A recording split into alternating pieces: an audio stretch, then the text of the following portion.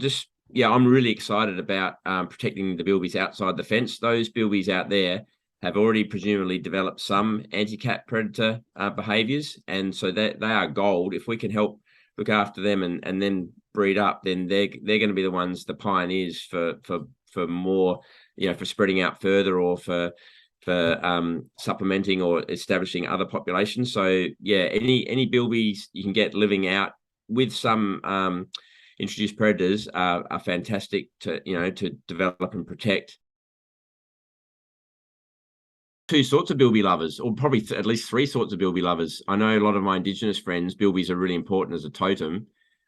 Most of us, you can't help but like a bilby. They're such endearing animals, and they're probably one of the cutest Australian animals. But from an ecological perspective, they're also one of our most useful animals, and so we actually call them ecosystem engineers. And it's the role they play in turning the soil over, in trapping seeds, in digging warrens and holes that are then used by a whole lot of other animals. And so I've been involved in research projects where we've documented how many different animals, from hopping mice and barking geckos and skinks and insects, crickets, that are living in used or disused bilby burrows. It's really important, and especially in the deserts, and especially with climate change, having a hole digging animal providing that thermal refuge for wildlife in the desert, even birds. On really hot days, you get wrens and you get all sorts of birds sort of huddling into the shade of a bilby burrow. So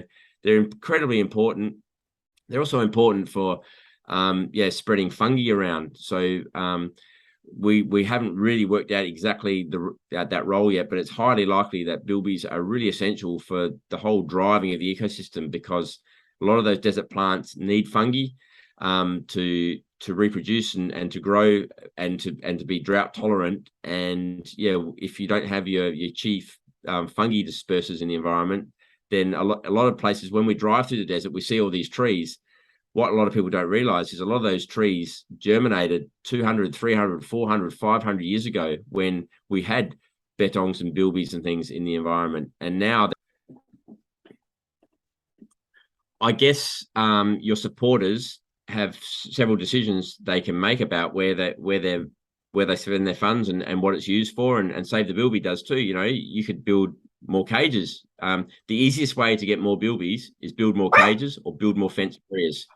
If it's a numbers game and your supporters and Save the Bilby want to have more bilbies, the easiest, safest way of getting more bilbies is to build more cages, build larger cages, and have more bilbies.